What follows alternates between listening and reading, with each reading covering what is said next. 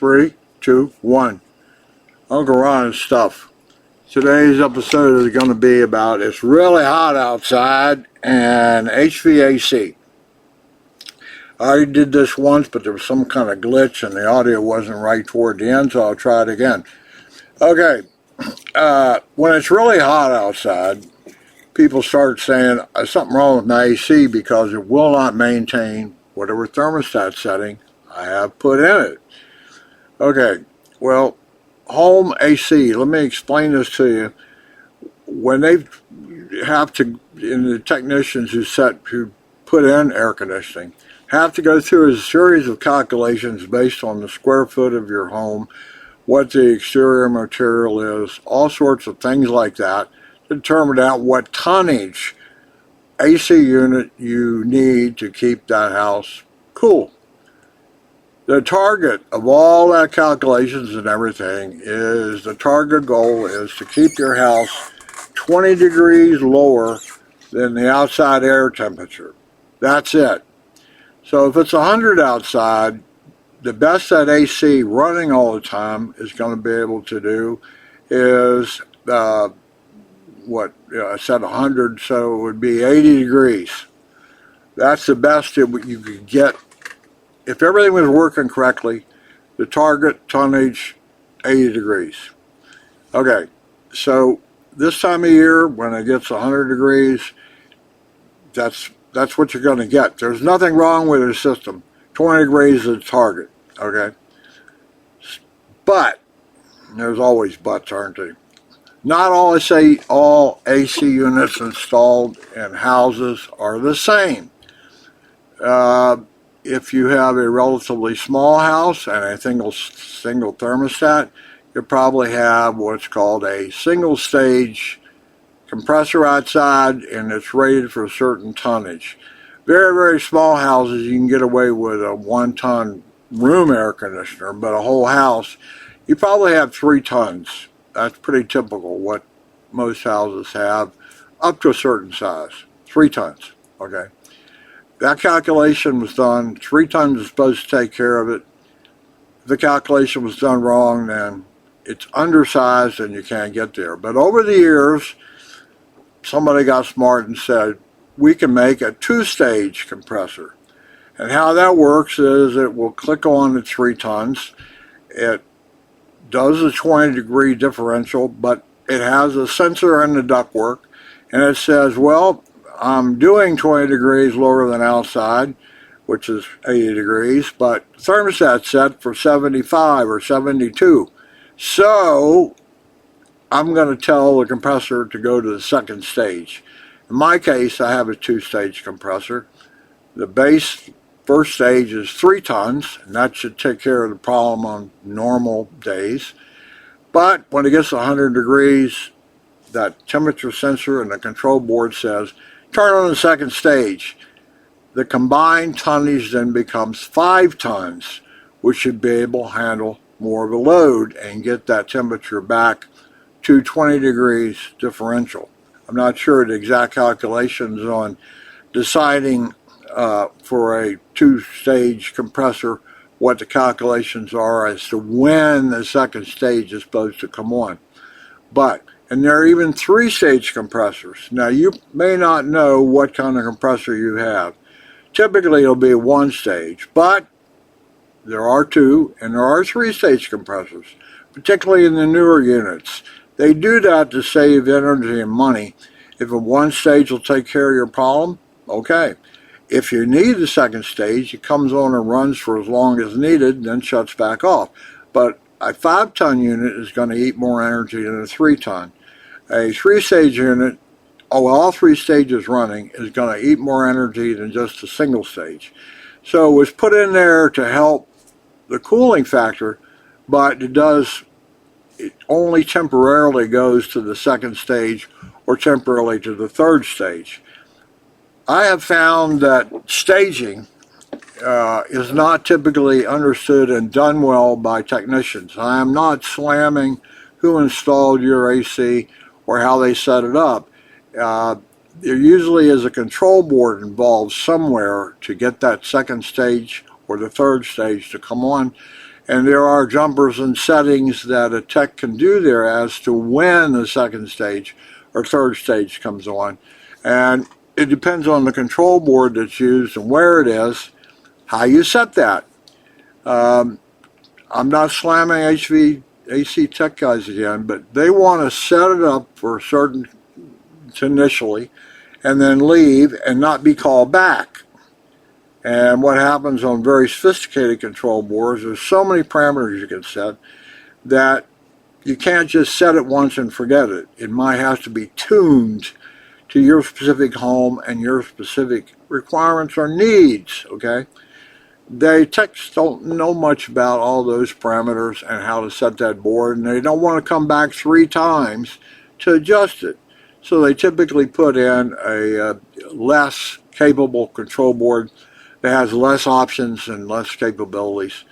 But the whole thing with tonnage and staging would be there is an air sensor somewhere in your ductwork, and it's detecting that the air that is pumping around is just too hot and you can't maintain a thermostat. It will kick on another stage. It would be helpful if you knew if you have a 2-stage or a 3-stage compressor.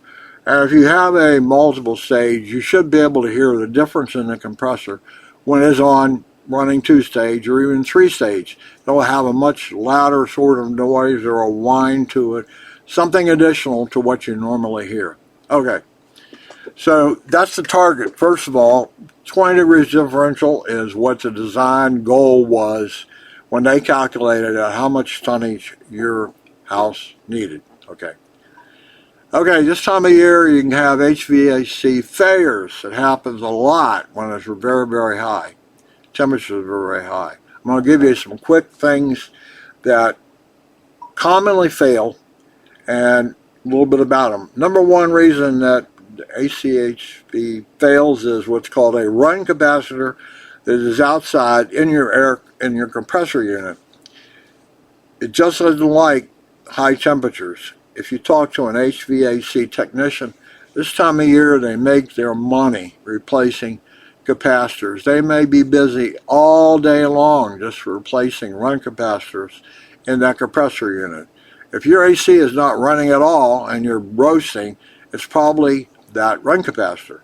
Now, warning, and I'm not slamming AC techs or the AC companies at all, but there have been times and there have been occasions where an AC tech will tell you, look, I've looked at the system, it's just so old, you really should replace it.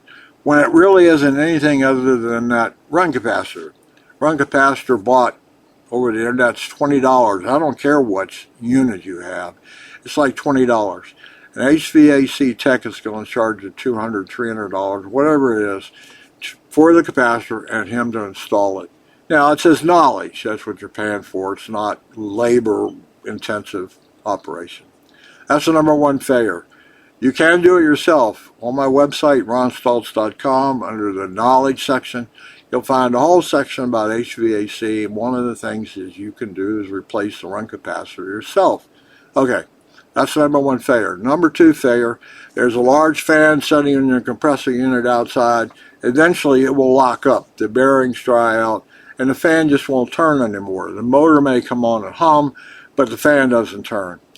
The compressor will start, but the coils wrapped around it aren't cooling enough because there's no air being drawn through them, and it shuts down again. It waits a while, and then it might try again, but it can't go.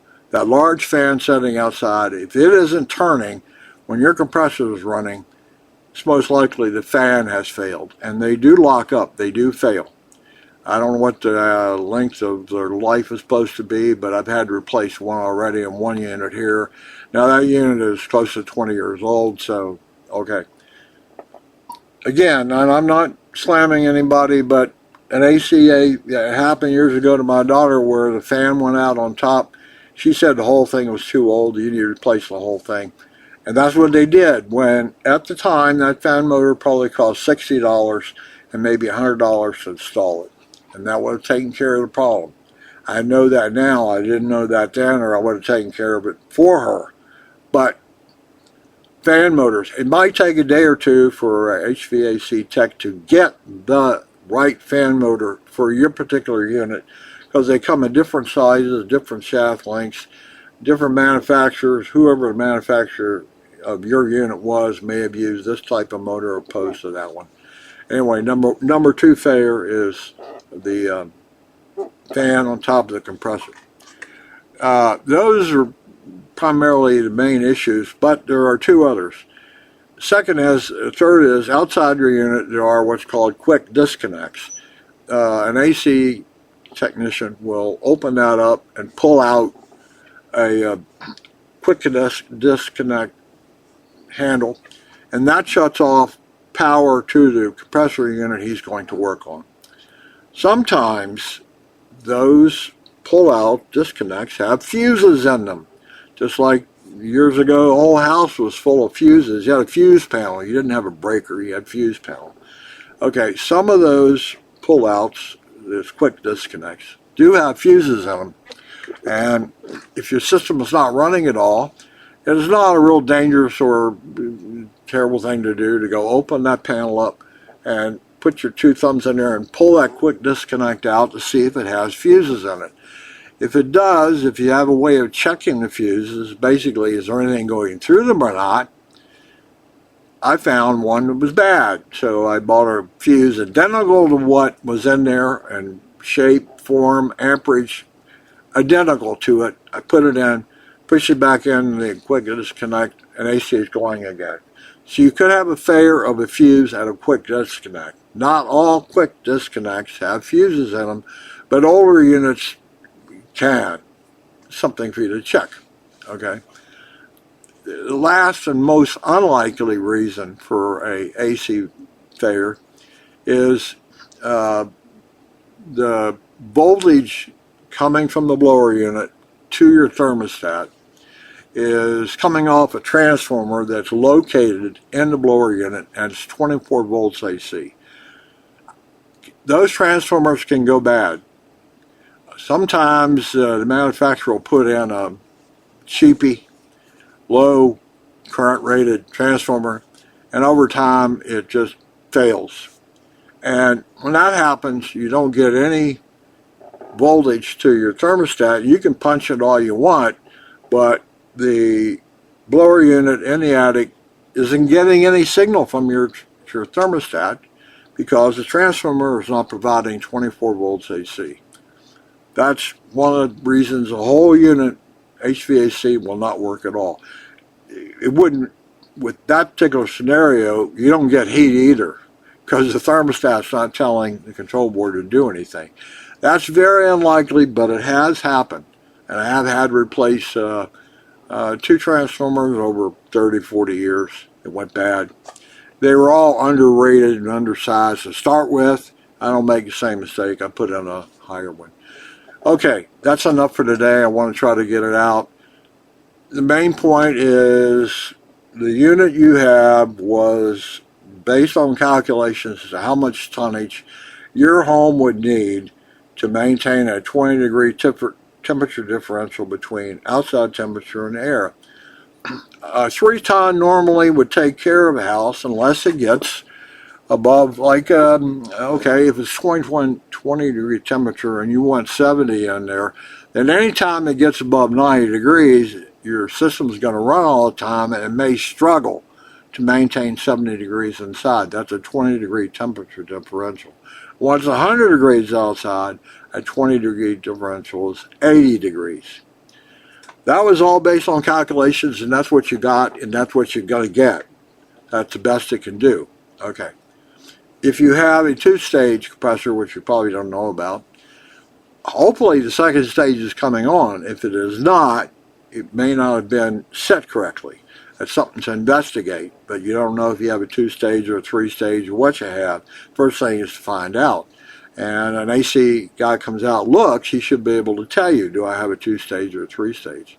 And a two- or three-stage compressor should be able to handle whatever temperature is outside. It may run all the time, and it may suck a lot of energy, but it should be able to maintain a 20-degree differential. Even at 100 degrees outside, you should be able to set it to 80 or 75 or 70, and it'll handle it. Each time you set it lower, it's going to make another stage come on, and you know you're eating more energy, but you want the air comfort. So That's it for today. Hopefully I've given you some ideas about what to expect from your AC and also some common failure modes. And this time of year, run capacitors keep HVAC people running all day long because they probably got 40 calls a day from a large metropolitan area where run capacitors have gone bad. Again, it's a $20 item. They're going to charge you whatever.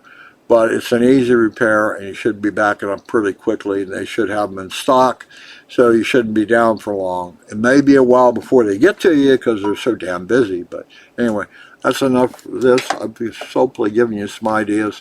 Again, if you're interested in more and do it yourself or better understanding of how your heating and cooling system works, go to ronstaltz.com and then pick the icon that says Shared Knowledge. Scroll down and you'll find HVAC and all items related, and it'll have maybe 10, 20, 30 entries about specific topics.